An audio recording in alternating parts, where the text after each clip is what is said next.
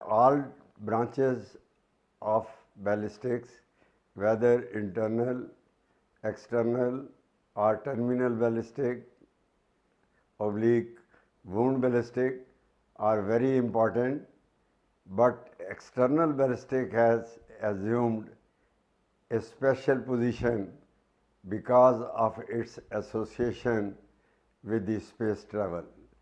Space travel has become an important event everywhere, and therefore importance of external ballistics has considerably increased, and it relates to the flight or the movement of bullet in the vacuum. As far as this chapter is concerned, we shall discuss what is yaw, we shall discuss form factor, we shall discuss base drag and other item associated with it. What do we mean by base drag? When a bullet leaves the muzzle end, it tries to approach the target. During that time, the rifling of the weapon results in the spinning of the bullet. This spinning of the bullet, when it moves forward, it engulfs around it spiral or air spiral, which results in the drag of the base, or we call it base drag. The base drag assumes least value when the bullet has a specific shape called boat-tailed bullet, but its magnitude increases significantly at large distances. So far as yaw is concerned, it is considered as overstabilization, meaning thereby that the bullet when it leaves shows overstabilization because of the spinning and the creation of vacuum behind it, which results in base drag. At the same time, it continues spinning around its axis. This importance of external ballistic cannot be increased or cannot be stressed more, because we have to study everything in vacuum where there is no air and no gravitational pull, or to say the least, no air resistance. The gravitational drift is defined as the gradual deviation of the bullet due to the gravitational pull with the passage of time. Gyroscopic drift is defined as the gradual deviation of the projectile from its intended path due to the spinning of the projectile.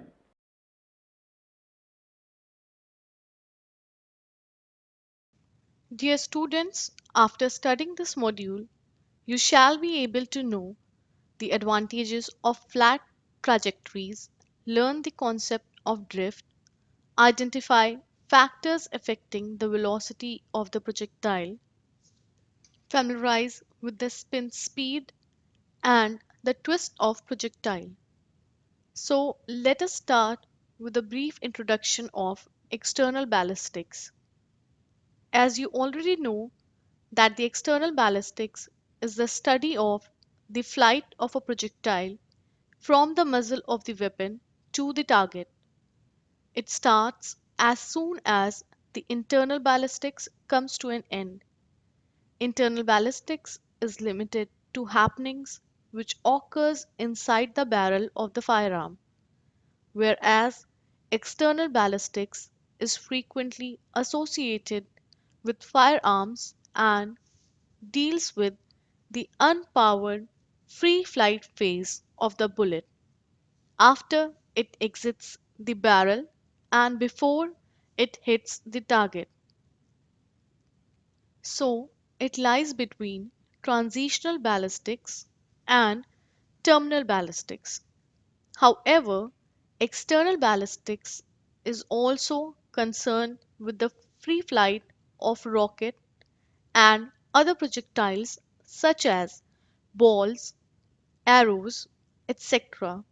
Some aspects of external ballistics have been discussed in the part 1 and part 2, namely resistance due to air, bullet drop due to pull of the earth, maximum vertical range, remaining velocity, ballistics coefficient, sectional density, and others including horizontal range, wind drift, yaw, instability of the bullet spin, escape velocity, and others would be discussed in this part along with structural features and shape of the trajectories and their relation to the velocity of the projectiles.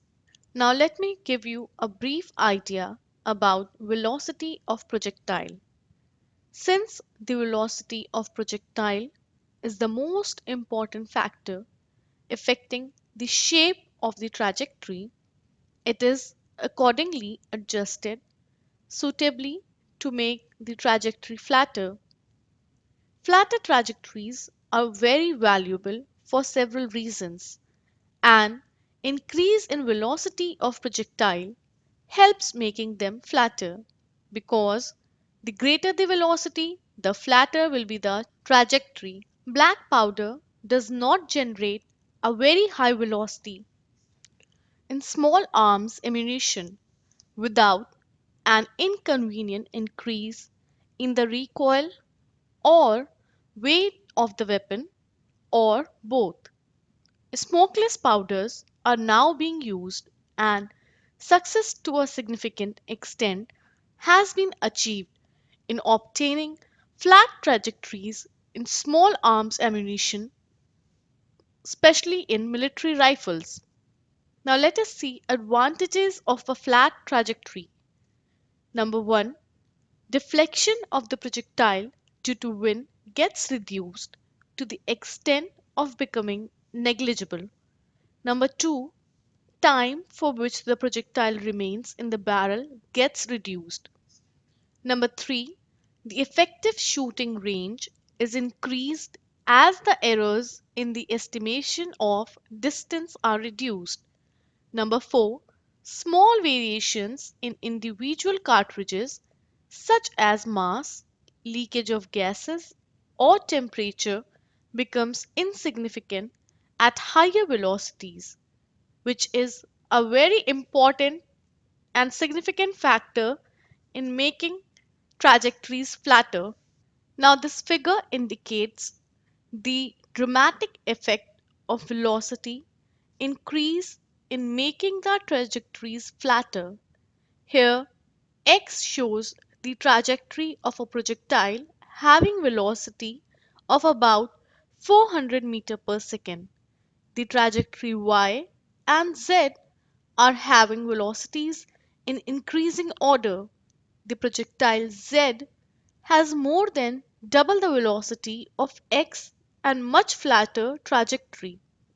Now, let me tell you something about bullet spin. Spin of the bullet is its revolving around its longitudinal axis or gyration. The rifling in the barrel of firearm called rifled weapon gives spin to the bullet resulting in reduction of air resistance because it disperses the air. In addition, it keeps the bullet in line of fire and reduces loss of velocity.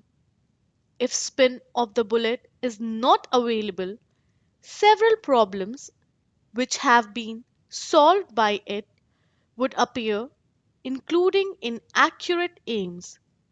The projectile passing through the barrel of a non rifle weapon would jostle with sides of the barrel and acquires a directional motion which would carry the projectile away from the aim. Accumulation of an increasing mass of air in the case of non-rotation projectile will not only retard the velocity of the projectile but also change its flight path, making it basically inefficient. The rifling in the barrel overcomes all defects pointed out and gives a spin to the bullet around its own axis, resulting in the decrease of air resistance, also reducing the loss of velocity and keeping the projectile in the line of fire. A bullet fired from a rifled barrel can spin at over 300,000 rpm, depending on the bullet's muzzle velocity and the barrel's twist rate. The general definition of the spin, which is denoted by capital S, of an object rotating around a single axis can be written as S is equal to V by C, where V denotes the linear velocity of a point in the rotating object. It has units of distance by time, and C refers to the circumference of the circle that this measuring point performs around the axis of rotation. A bullet that matches the rifling of the firing barrel will exit that barrel with a spin that is S is equal to V naught by L, where V naught is the muzzle velocity and L is the twist rate. For example, let us take an M4 carbine with a twist rate of 1 in 7 inches, that would be 177.8 mm, and a muzzle velocity of 3050 feet per second, that would be around 930 meter per second. This will give the bullet a spin of 930 meter per second by 0.1778 meter is equal to 5.2 kilohertz, that would be approximately 314,000 rpm. Excessive rotational speed can exceed the bullet's design limits, and the resulting centrifugal force can cause the bullet to disintegrate radially during flight. Now let us have a discussion on spin speed and twist variations. The speed of the spin is varied by varying the twists, which is the degree of turning, of the rifling. The twist required depends on the diameter, the length, and density of the projectile. The density of the medium through which the projectile moves is also taken into consideration. Now this formula gives the twist. Here twist is equal to 150 caliber square by length of the projectile into under root 10.9 by D1 into D2 by D3, where D1 denotes the density of the projectile, D2 is density of medium of travel, and D3 is density of air.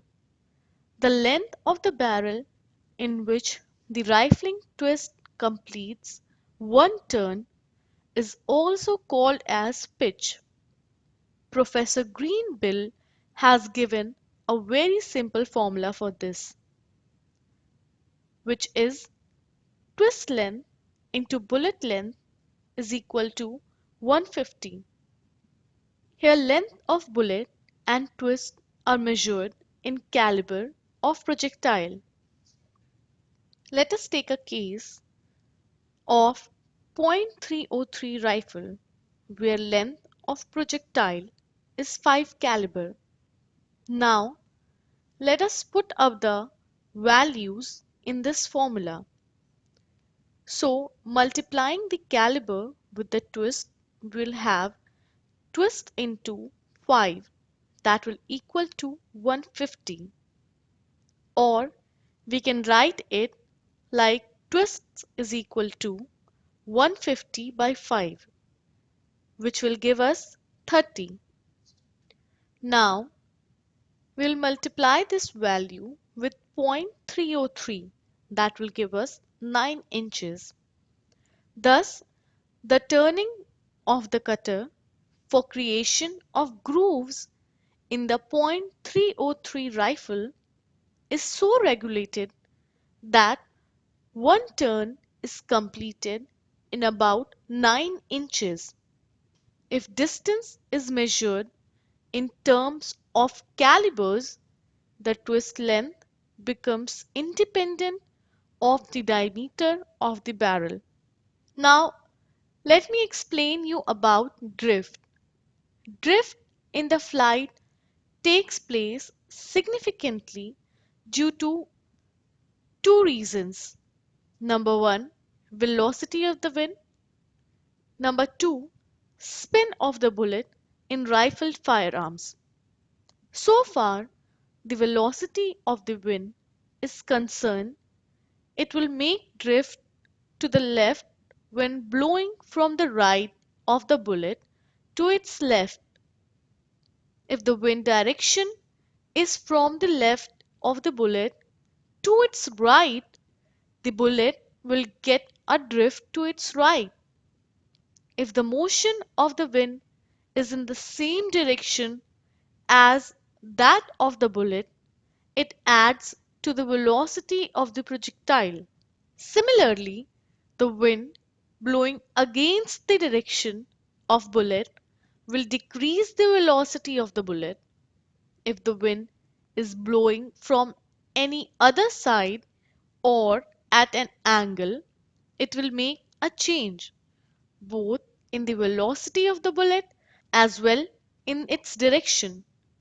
The extent of deflection is given by the equation where deflection is equal to T into V cos theta, where theta is angle at which wind acts, V defines velocity of the wind, and T stands for the time for which the wind acts. The amount of drift from a wind blowing from the right of the bullet will cause it to drift to the left. Rear wind will have an increasing effect on the velocity and a nose wind a decreasing effect on the velocity. The amount of wind drift when striking the bullet at 90 degree can be calculated by the formula D is equal to TW, or T whole R by V, where D is equal to deflection of bullet by wind, R denotes range, V stands for muzzle velocity, T is time of flight, and W is for cross wind speed. Spinning affects the bullet in many ways. Firstly, by improving its range and aim, and secondly, by introducing drift. Drift takes the direction of the spin. When the spin is towards the right, the projectile drifts towards the right. Similarly, if the spin is towards the left, the shift of the bullet will be towards the left.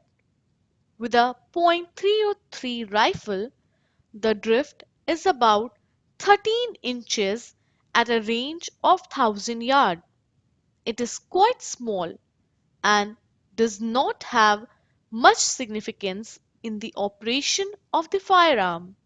In some rifles, there may be a sideway jump of the barrel, which could compensate the drift or even overshoot the drift. So far as problems of forensic ballistic are concerned, the drift, being negligibly small, does not gain importance of consideration. The drift, though negligibly small, can be easily compensated by giving a calculated tilt to the right, to the left, or to the right, that is, opposite to the direction of twist. It will result effectively in removing the effect of the drift to a range of about a couple of thousand meters. So, my dear students, now let us summarize this chapter.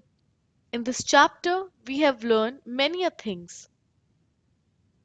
Firstly, we have learned that external ballistics is frequently associated with firearms and deals with the unpowered free flight phase of the bullet after it exits the barrel and before it hits the target.